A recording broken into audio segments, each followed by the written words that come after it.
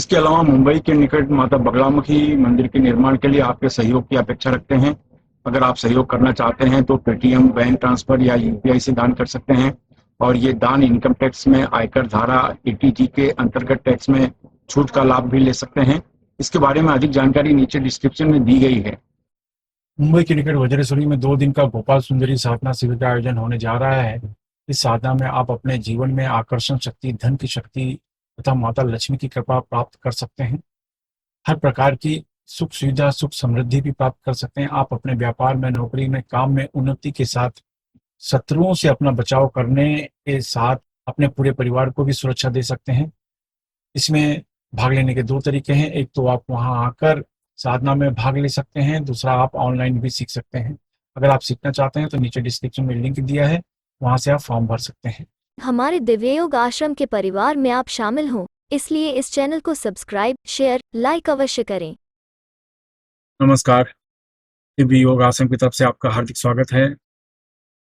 आज हम श्रावण महीने में कुछ खास प्रकार के प्रयोग की चर्चा करेंगे और वो जो प्रयोग है बहुत ही खास माना जाता है, क्योंकि श्रावण का महीना जो होता है वो हमारे अंदर की जितनी भी प्रकार की नकारात्मक एनर्जी है उसको दूर करने का बहुत ही शुभ मुहूर्त माना जाता है। ये एक बहुत ही पावन समय, पावन महीना माना जाता है कि जो किसी भी तरीके से नकारात्मक ऊर्जा नहीं निकलती, तो श्रावण के महीने में अगर उसके लिए कोशिश की जाए तो वो नकारात्मक ऊर्जाएं नष्ट होनी शुरू हो जाती हैं। श्रावण महीने की ये खास बात है, यानी आपकी कोई मनोकामना है जो सामान्य दिनों में पूरी नहीं होती या पूरी नहीं हो पा रही है, तो उसके लिए अगर श्रावण में आप कोशिश करते हैं तो ये माना जाता है कि आपकी वो मनोकामना, इच्छा, तमन्ना आपकी पूरी होनी शुरू हो जाती है।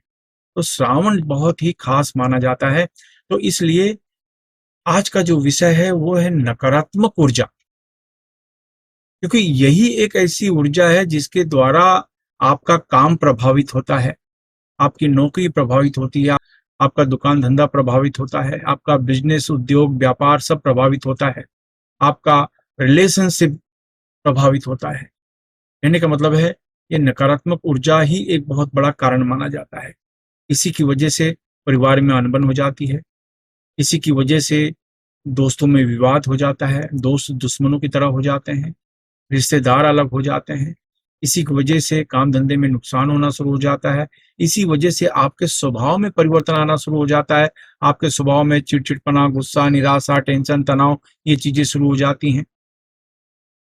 इसी की वजह से आपका काम में मन नहीं लगता, इसी की वजह से आपका पारिवारिक जीवन में विवाद होता है, इसी की वजह से आपका जो विवाहित जीवन है उसमें भी विवाद होता है। जब नकारात्मक ऊर्जा दिमाग में चढ़ जाती है तो मन मस्तिष्क कंट्रोल में नहीं रहता। आप क्या बोल रहे हैं, किससे बोल रहे हैं, किस तरीके से बोल रहे हैं, इसका आभास नहीं रहता। इससे बहुत नुकसान होता है, बेहिसाब नुकसान होता है। तो ये सबसे बड़ी समस्या है, नकारात्मक ऊर्जा को निकालना। और जब तक नकारात्मक ऊर्जा निकलेगी नहीं, आप अपने क्षेत्र में, चाहे किसी भी क्षेत्र में आप हों, काम कर रहे हों, व्यवसाय कर रहे हों, उसमें सफलता मिलना मुश्किल हो जाता है, क्योंकि ये जो नकारात्मक ऊर्जा है यही बाधा डालती है। तो ये नकारात्मक ऊर्जा किसको कहते हैं? जैसे मैंने कहा, विघ्न नकारात्मक ऊर्जा है, तनाव, टेंशन, चिंता ये नकारात्मक ऊर्जा है। बाहर कोई नजर कर रहा है, कोई आपके चीजों पे नजर डाल रहा है, ब्लैक मैजिक कर रहा है, तंत्र बाधा कर रहा है, ये नकारात्मक ऊर्जा है। ऊपरी साया है, ये नकारात्मक ऊर्जा है। यानी पूरी तरीके से आप जकड़ जाते हैं इसमें। अगर आप सही समय पर इसका उपाय न करें तो पूरे तरीके से आप जकड़ जाते हैं, आपका शरीर बंध जाता है, आपका मन बुद्धि कार्य नहीं कर पाता और इससे आपको नुकसान बेहिसाब होता है। तो ऐसी अवस्था में श्रावण महीना एक ऐसा खास मुहूर्त माना जाता है कि अगर इस मुहूर्त में, इस श्रावण महीने में अगर कुछ उपाय करते हैं तो उसका एक फायदा होता है। यानी और महीने की तुलना में जो श्रावण मास है इसमें लाभ ज्यादा मिलता है। तो आपको करना क्या चाहिए? ढीले ढाले वस्त्र पहनकर शांत कमरे में बैठ जाएं। जमीन पर नहीं बैठ सकते तो किसी कुर्सी पर या सोफे पर शांत होकर बैठ जाएं। याद रखें, बिस्तर में ना बैठें। अब इसके बाद अपने सामने लाल कपड़ा बिछा लें, उसमें भगवान शिव जी की फोटो रख लें और भगवान शिव जी की फोटो रखें या फिर आप शिवलिंग रखें तो भी चल जाएगा। ये रखने के बाद आप इस तरह की मुद्रा लगाएं, जिसे शिवलिंग मुद्रा कहते हैं, भगवान शिव जी का लिंग मुद्रा कहते हैं। ये देखिए इस तरीके से ये शिवलिंग मुद्रा लगाएं। ये शिवलिंग मुद्रा लगाने के बाद हाथ ऐसे रख लें। हाथ ऐसे रखने के बाद आगे चक्र में ध्यान देते हुए प्राणायाम करना है, यानी ऐसे।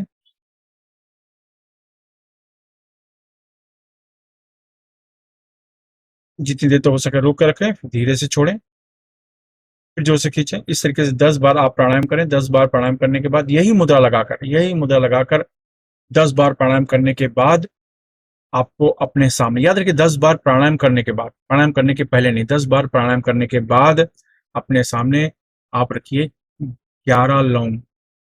11 लौंग एक छोटी सी कटोरी में रखें, छोटे से प्लेट में रखें, चल जाएगा। और उसको 11 लौंग सामने रखने के बाद यही मुद्रा लगाकर खास प्रकार का मंत्र, ओम भ्रम क्रोध भैरवाय फट, ओम भ्रम क्रोध भैरवाय फट, ओम भ्रम क्रोध भैरवाय फट, ओम भ्रम क्रोध भैरवाय फट, ओम भ्रम क्रोध भैरवाय फट, ओम भ्रम क्रोध भैरवाय फट। मैं इस मंत्र को फिर से रिपीट कर रहा हूँ, ओम भ्रम क्रोध भैरवाय फट, ओम भ्रम क्रोध भैरवाय फट, ओम भ्रम क्रोध भैरवाय फट। इस मंत्र का उपांश जाप करें, यानी धीमी आवाज में जाप करें, आपकी आवाज आपके कमरे से बाहर जाने न पाए, इस बात का आप ध्यान रखें। ये आप ये मुद्रा लगा के 10 से 15 मिनट तक ये मंत्र का जाप करें। इसमें किसी माला की आवश्यकता नहीं, बिना माला के ये मुद्रा लगा के मंत्र का जाप करें।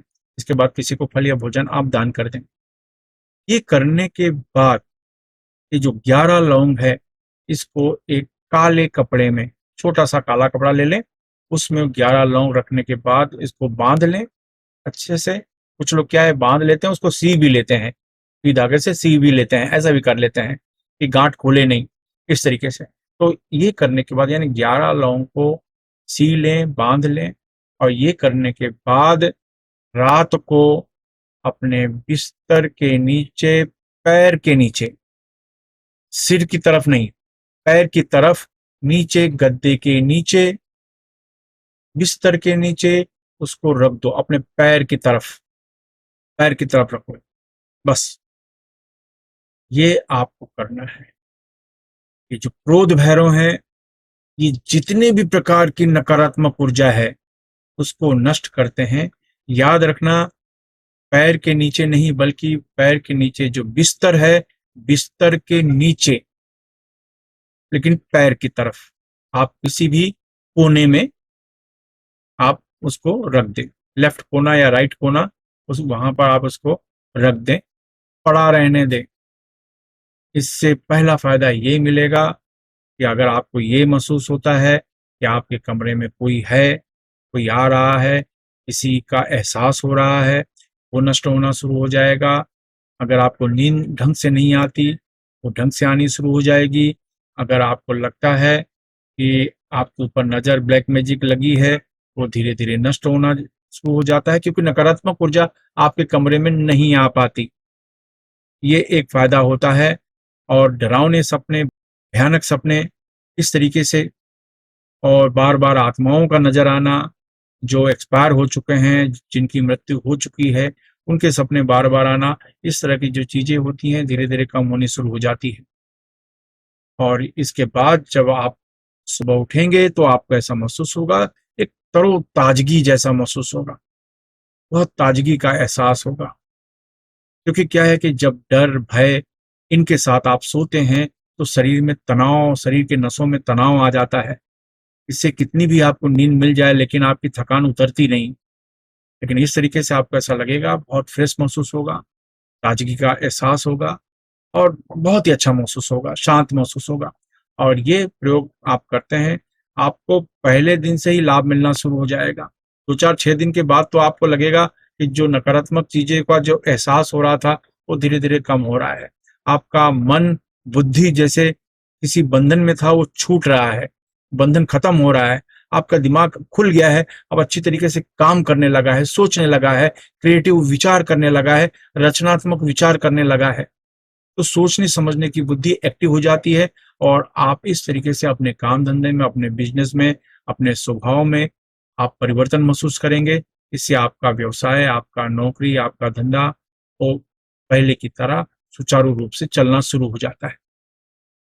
याद रखें, श्रावण में किसी भी दिन ये प्रयोग कर सकते हैं। श्रावण महीना खत्म हो जाए तो फिर किसी भी सोमवार को ये प्रयोग करना होता है। तो ये याद रखें, श्रावण महीने में सुबह, दोपहर, शाम, रात, जब भी आपको समय मिलता है ये प्रयोग करें। और एक ही बार वो थैली, 11 लौंग की थैली छोटी सी जो बनी है, वो अपने बिस्तर में पैर की तरफ, नीचे की तरफ आप किसी भी कोने में आप रख दें।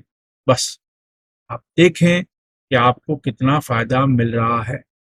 बेहिसाब फायदा मिलता है। अगर आपको लाभ मिलता है तो किसी दूसरे की बिना स्वार्थ के मदद करें। धन्यवाद।